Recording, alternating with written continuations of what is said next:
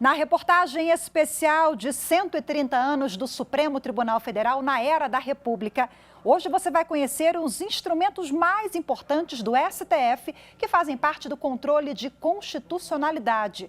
A reportagem é de Carolina Chaves.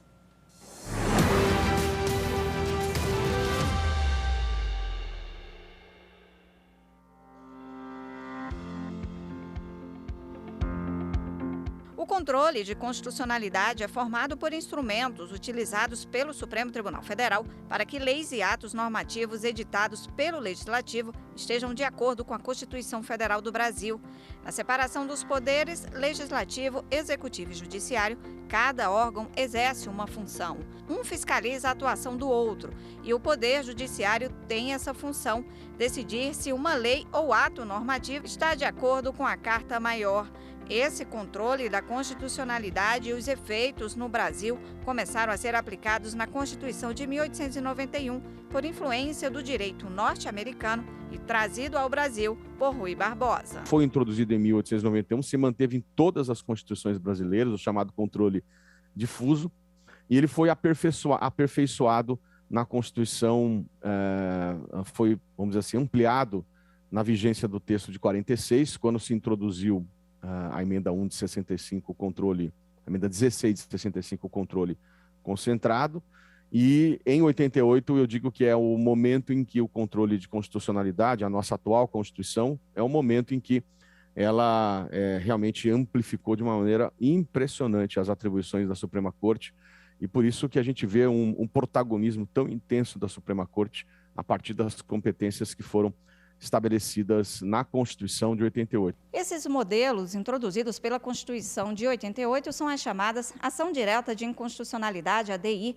Ação Declaratória de Constitucionalidade, ADC, e Ação Direta de Inconstitucionalidade por Omissão, ADO. Esses instrumentos potencializaram a atuação do STF para considerar normas e atos inconstitucionais ou não, e até mesmo julgar a omissão do Poder Legislativo por ter deixado de exercer a função de regulamentar direitos previstos na Constituição.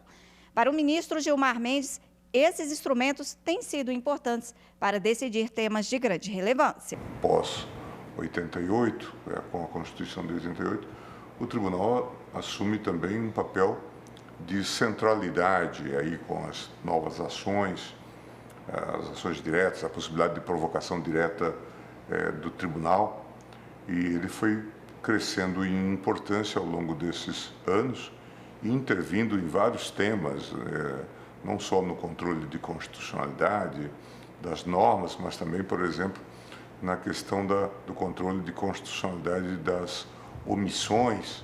Em suma, me parece que é hoje, sem nenhum exagero, uma das principais cortes constitucionais do mundo. Uma dessas omissões que chegaram ao STF foi o direito de greve de servidores públicos, que deveriam já ter uma definição do Congresso há pelo menos 30 anos. Todo servidor público tem direito de greve, como vários outros também que o Supremo atuou na questão da homofobia, da transfobia. Então você tem vários pontos que estão normatizados pela Suprema Corte no tocante à omissão. Agora, o maior protagonismo mesmo é quando existe o ato normativo, e a gente chama de controle de constitucionalidade por ação. Um outro instrumento de controle de constitucionalidade previsto na Constituição Federal é a arguição de descumprimento de preceito fundamental, conhecida como a DPF, que apesar de prevista desde a promulgação da Carta Magna, ela só foi regulamentada 11 anos depois.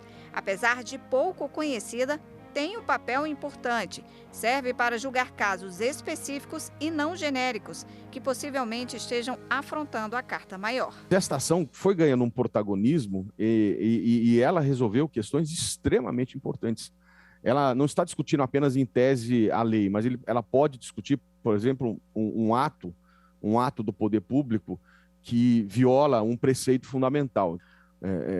O ministro Fux, que era o relator dessa decisão, admitiu e reconheceu esta possibilidade ao preceito fundamental, à liberdade de manifestação do pensamento, ao direito de reunião, e as cotas raciais foi um tema também discutido em arguição de descumprimento de preceito fundamental, onde o Supremo admitiu a possibilidade por um período de ações afirmativas em universidades públicas. A união homoafetiva, discutida em ADPF, que é controle de constitucionalidade, interrupção de gravidez de feto com anencefalia, tudo temas que foram julgados em ADPF. Em 1965, apenas o Procurador-Geral da República podia apresentar ação na mais alta corte. E como o Ministério Público, na época, era vinculado totalmente ao Executivo, limitava a defesa de direitos mais amplos.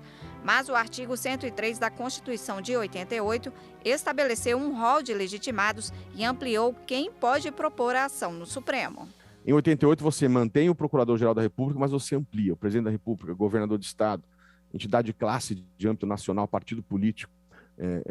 Você tem uma ampliação bastante importante para provocar o que a gente chama de controle concentrado. Graças ao controle de constitucionalidade, o resultado de uma decisão do STF é aplicado para todos, uniformizando o entendimento na justiça brasileira em casos semelhantes, que tramitam nas instâncias inferiores, garantindo a segurança jurídica. Caso contrário, a ação pode chegar diretamente no STF por meio de uma reclamação para alertar que o juiz não decidiu conforme o entendimento do Supremo. Prisão em segunda instância é um tema extremamente relevante. Não dá para você decidir de um jeito para um caso, admitindo a prisão, e depois de um outro jeito para o mesmo caso, não admitindo a prisão. Não se concebe isso. Então, depois de muitas idas e vindas, o Supremo julgou tanto o MADI como uma ação declaratória de constitucionalidade e definiu que a prisão depende de trânsito em julgado.